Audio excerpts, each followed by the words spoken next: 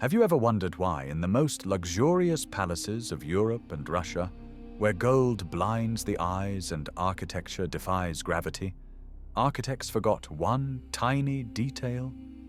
We have been lied to our entire lives about the grandeur of the Age of Enlightenment, but one only needs to scratch the gilding a little, and an inconvenient, reeking truth emerges.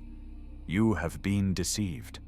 All the history textbooks you read in school, all these enthusiastic tours of the Hermitage and Versailles, this is a screen behind which hides a fact so absurd that the brain refuses to perceive it. But I will ask you one question that will destroy your worldview. How could a civilization capable of building the most complex hydraulic structures, fountains gushing tens of meters upwards without electric pumps, and palaces weighing millions of tons, forget to build toilets? Stop for a second and imagine the 17th or 18th century. You are in Versailles. The Sun King Louis XIV walks through the Hall of Mirrors. Around are silks, velvet, wigs, powdered faces. But the smell. Historians shamefully lower their eyes and mumble something about different customs. They tell us that European nobility simply did not like to wash. But this is a lie, designed to hide a technological gap. Official history feeds us tales that aristocrats relieved themselves right behind thick curtains, in corridors, or into portable chamber pots, the contents of which they spilled out the windows. We are told that the greatest architects of that time, who calculated the load of domes and designed the acoustics of enormous halls, simply did not think to lay a ceramic pipe for waste disposal. Do you seriously believe this nonsense? Look at Peterhof. Look at Versailles. This is a hymn to hydraulic engineering. This is a complex system of communicating vessels, storage reservoirs, sluices, and cascades. Water is supplied for tens of kilometers under enormous pressure to create a spectacle of jets soaring into the sky. Engineers of that time, according to the official version, possessed knowledge allowing them to control the element of water with jeweler's precision.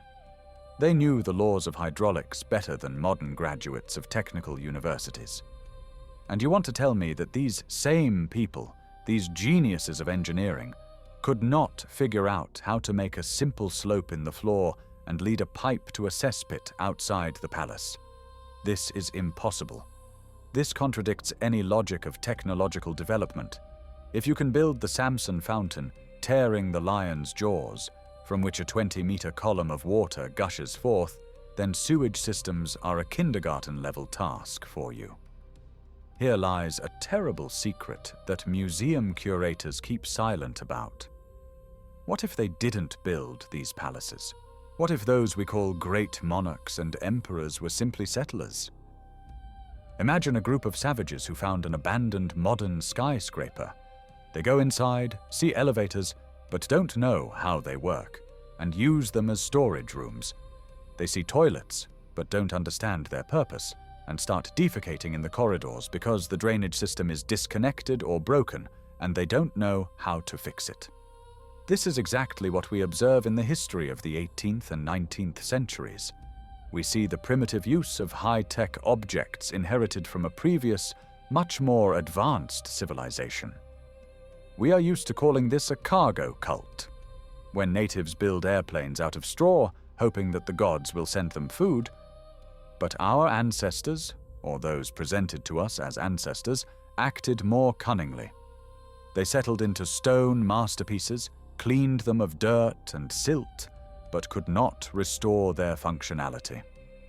Palaces without toilets are not a design error.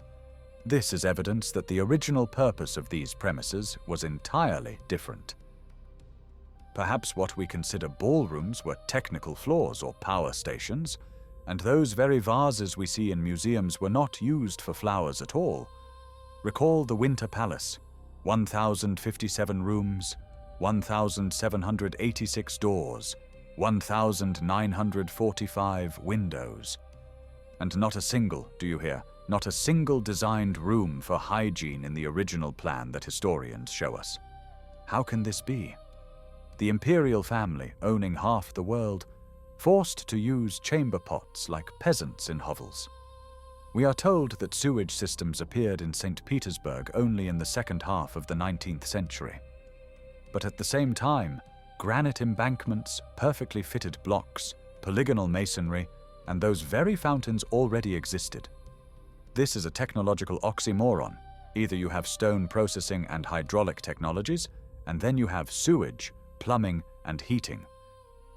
Or you live in dirt and filth, but then you build mud huts out of clay and straw, not St. Isaac's Cathedral with columns weighing 114 tons. There is no third option.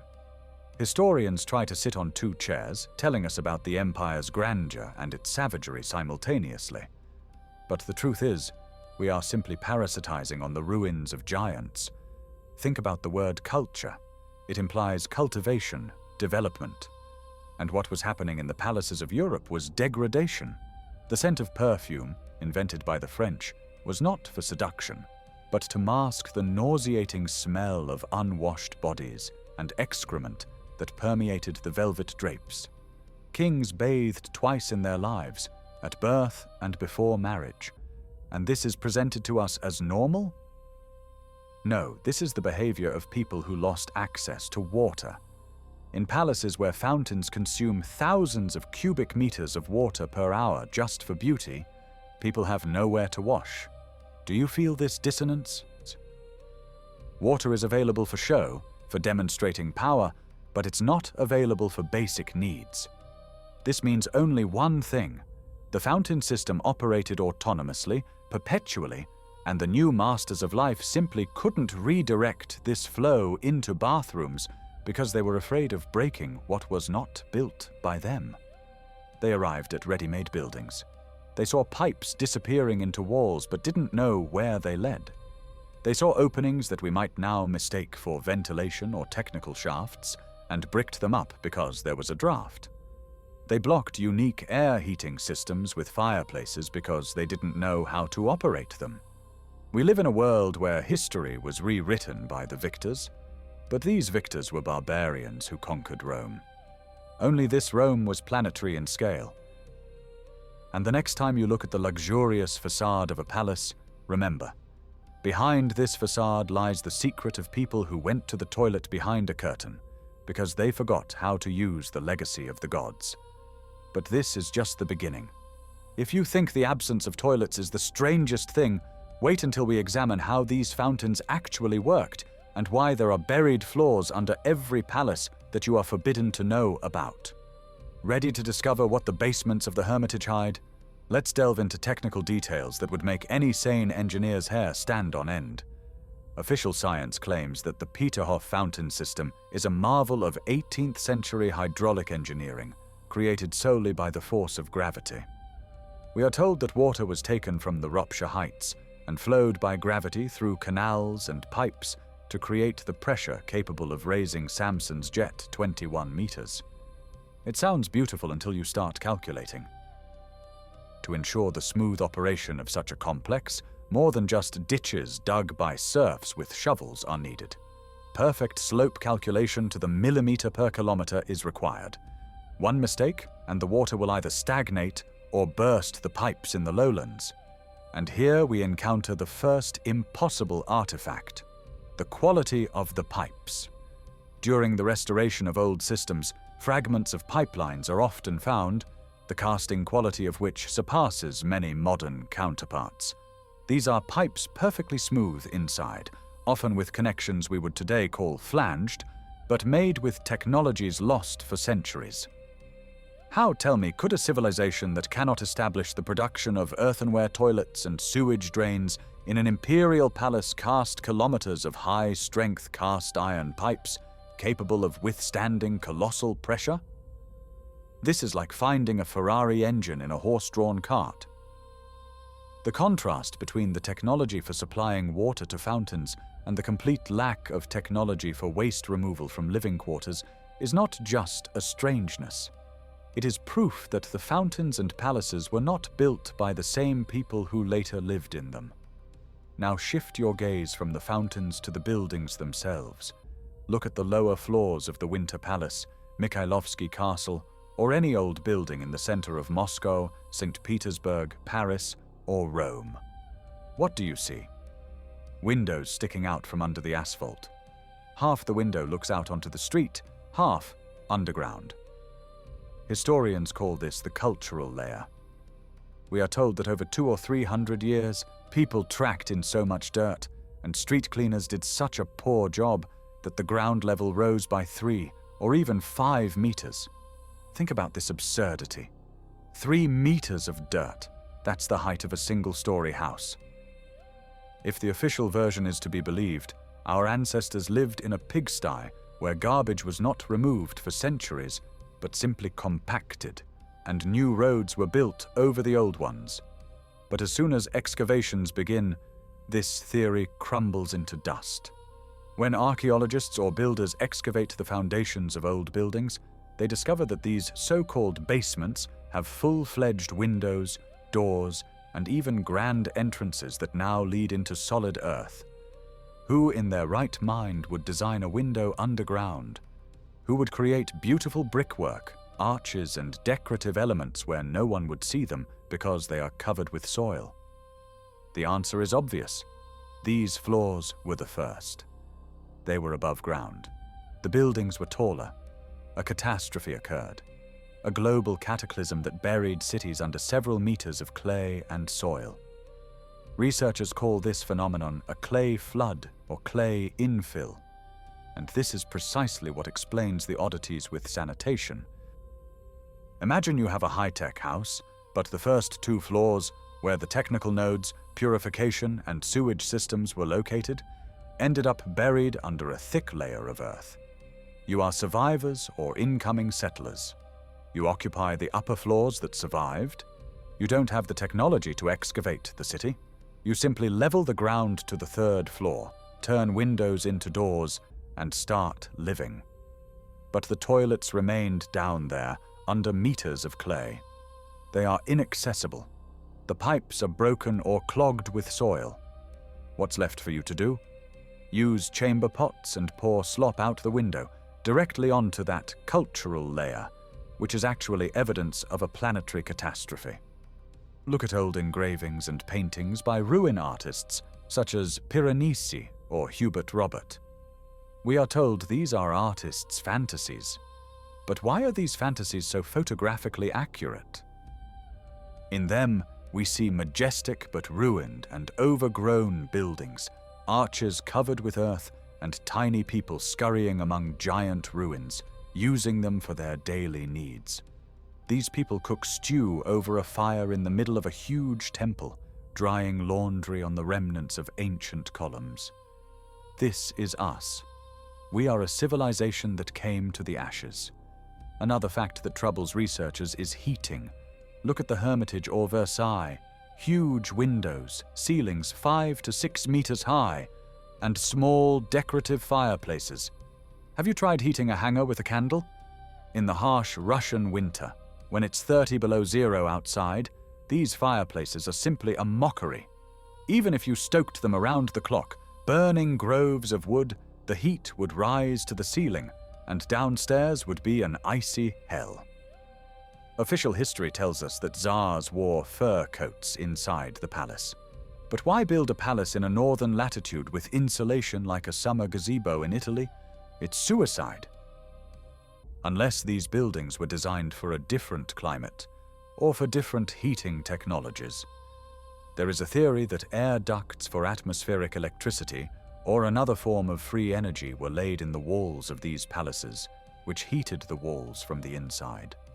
The fireplaces we see now are crude additions made by settlers who didn't understand how to turn on the main climate control system.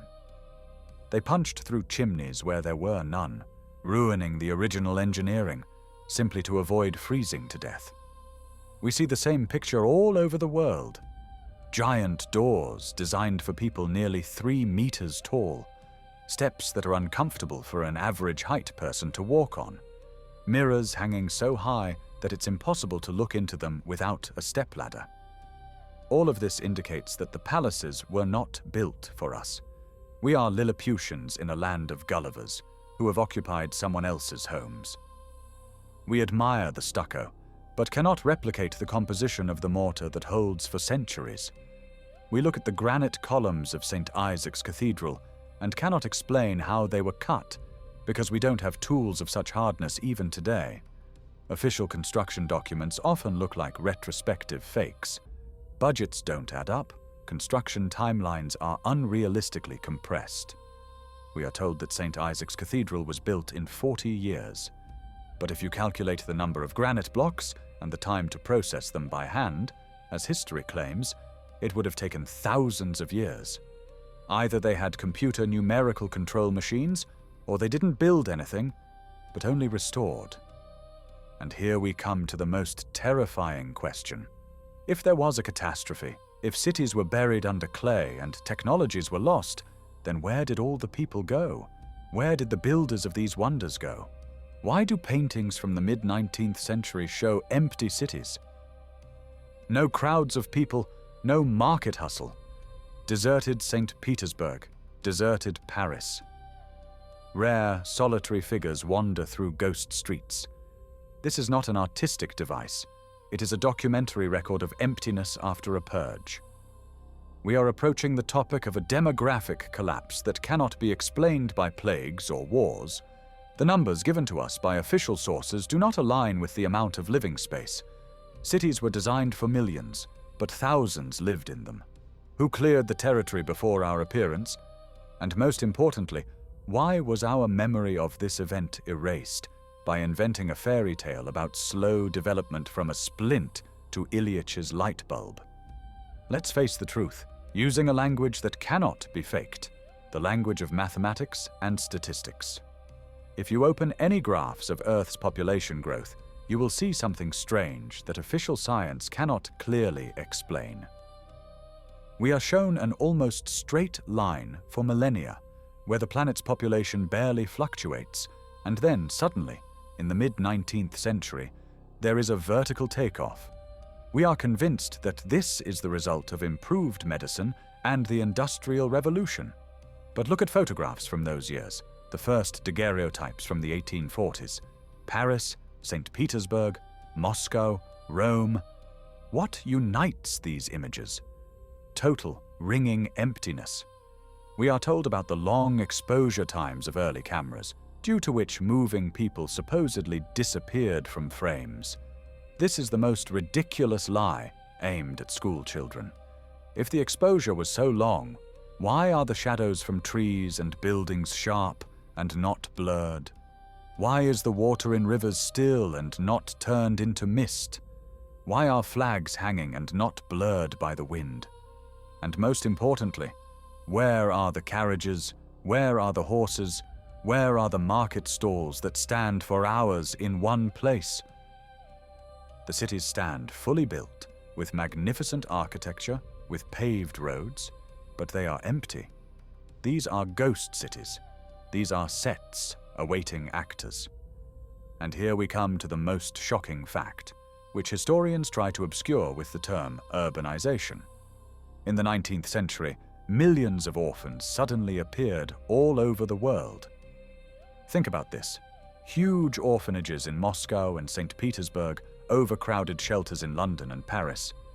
In the United States of America, so-called orphan trains were launched, carrying tens of thousands of children from the East Coast to the Wild West, distributing them to farmers as free labor. Where did these legions of parentless children come from? Where are their fathers and mothers? Did they all simultaneously die from some selective disease that spared the children? There is a terrifying theory that we are a civilization of orphans. We are the descendants of those who were artificially settled into cities emptied after a catastrophe. We were raised in the incubators of orphanages, given new surnames, Ivanovs, Petrovs, Smiths, Johnsons, given a simple, linear history, and sent to inhabit the ruins of a great civilization. That is why we do not know our roots deeper than our great-grandparents. Ask yourself, who among you can name your great-great-grandfather and where he is buried? For 90% of people, ancestral memory breaks off precisely in the mid-19th century. beyond that is darkness. Let's return to construction. Let's calculate the logistics of building St. Petersburg. We are told that the city was built on a swamp, where stone was brought by carts. To build St. Isaac's Cathedral alone, hundreds of thousands of tons of granite and marble needed to be transported. Without railways, without heavy machinery, only by horses and barges. They punched through flues where there were none, spoiling the original engineering, just to avoid freezing to death. We see the same picture all over the world. Giant doors designed for people almost 3 meters tall, steps that are uncomfortable for an average height person to walk on, mirrors hanging so high that it's impossible to look into them without a stepladder. All of this indicates that the palaces were not built for us. We are Lilliputians in a land of Gullivers, who have occupied someone else's homes. We admire the stucco, but cannot replicate the composition of the mortar that lasts for centuries. We look at the granite columns of St. Isaac's Cathedral and cannot explain how they were carved, because we don't have tools of such hardness even today. Official construction documents often look like retrospective fakes. Budgets don't add up. Construction timelines are unrealistically compressed. We are told that St. Isaac's Cathedral was built in 40 years. But if you calculate the number of granite blocks and the time to process them by hand, as history claims, it would have taken thousands of years. Either they had numerically controlled machines, or they didn't build anything, but only restored. And here the puzzle of the toilets comes together into a chilling picture. The previous civilization, which built these giants, might have been physiologically different from us. Remember the legends of people who ate manna from heaven or prana. Remember the absence of kitchens in old palace layouts. Was food carried from outbuildings across the street? Seriously? In freezing weather? Or perhaps the very concept of eating and digestion was different. If they were beings of a different order, perhaps they didn't need sanitation in our understanding. They could have used technologies for matter decomposition, waste teleportation, or simply had a zero-waste biological cycle. We, the settlers, possess primitive biology. We eat, we digest, we excrete. And when we were placed in these stone halls, we faced a problem. Living here was luxurious, but there was nowhere to relieve ourselves. We started punching holes in the floors, attaching wooden outhouses in backyards, and routing pipes directly into canals that were originally intended for clean water. We turned the Venetian canals and the rivers of St. Petersburg into sewers because we didn't understand their true purpose. We are barbarians who use a microscope to hammer nails. Pay attention to the doors, the giant doors of the Hermitage, whose handles are at the level of a modern person's face. Huge steps that one has to climb, not walk. Ceiling heights that make a person feel like an insect. This is architecture for giants, and in many old books one can find mentions of people of enormous stature who lived quite recently. But then there was a war of gods, a war of titans. Call it what you will. Traces of this war are everywhere. Perfectly round lakes, resembling craters from nuclear explosions, melted fortresses, the so-called star forts, scattered across the entire planet. By the way, about star forts. We are told they are defensive structures for cannons. But look at their geometry from above. These are complex fractal antennas. These are circuit board diagrams laid out in stone and earth. The water surrounding these stars served as a conductor or resonator. It was a unified planetary energy network that provided free energy, heat, and light. And the palaces were part of this network. The domes of cathedrals are not just for beauty, they are capacitors. The crosses on them are antennas. The metal ties within the walls are wiring. When the system malfunctioned or was deliberately shut down, civilization perished. A nuclear winter or that very year without a summer, recorded in 1816, ensued. The survivors degenerated. And then came new masters, puppeteers, who purged the remnants, removed the technologies, and settled the empty cities with us. People with short memories and primitive needs. They handed us shovels and said, "You built this. Be proud." And we are proud, not noticing that we live in a graveyard of gods, using their temples as public toilets. But the most terrifying thing is not even that. The most terrifying thing is that the process of substitution has not ended. We see history being rewritten right now before our eyes, but we have evidence in stone. It's impossible to fake millions of tons of granite. It's impossible to fake polygonal masonry in Kronstadt or Peru. The stones cry out that we are strangers here. Now that we understand that the architecture does not match our physiological needs and the population has been replaced, the question arises, where did the knowledge go? Why do we not find blueprints for these amazing systems of pump-free water supply and etheric heating? The answer is simple and terrifying. They were burned.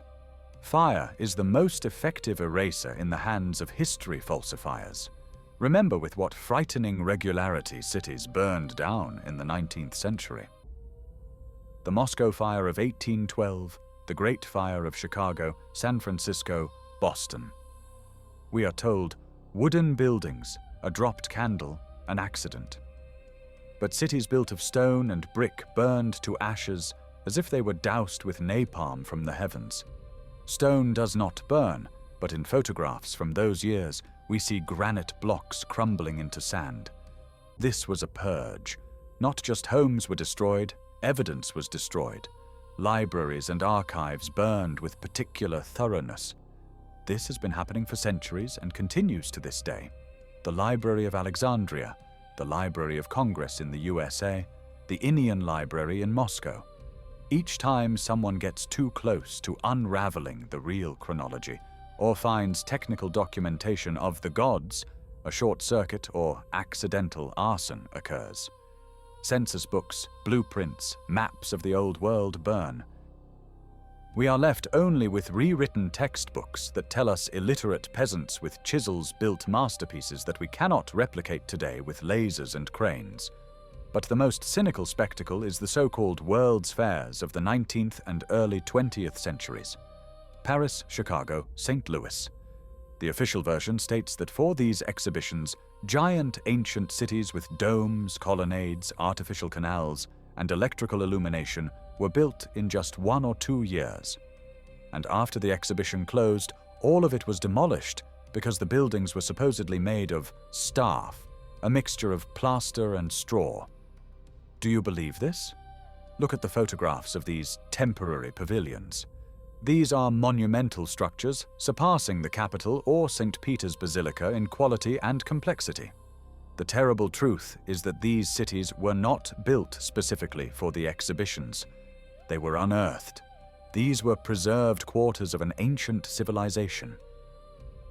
They were restored, shown to an astonished public as achievements of the industrial era or architectural fantasies, and then mercilessly blown up and razed to the ground under the pretext of the event's end. Why? Because these complexes were too perfect. They revealed a level of technology that could not be explained by a steam engine. There were moving sidewalks, wireless electricity, complex acoustics. It could not be left. The elites who seized power after the catastrophe needed to erase the memory of the Golden Age, turning it into a fairground attraction and then destroying it physically. They feared that people would start asking questions. If we built this out of plaster in a year, why are we living in dirty brick boxes? So the palaces were blown up, the debris was dumped into reservoirs, creating new embankments, and history was rewritten. We have been convinced that we are moving along the path of progress, from a splint to an LED. But looking at these destroyed masterpieces and palaces without toilets, it becomes clear. We are moving down a spiral of degradation. We were given smartphones to distract us, but deprived of free energy and longevity technologies. We were given central sewage, which we are so proud of, but deprived of eternal architecture and harmony with nature.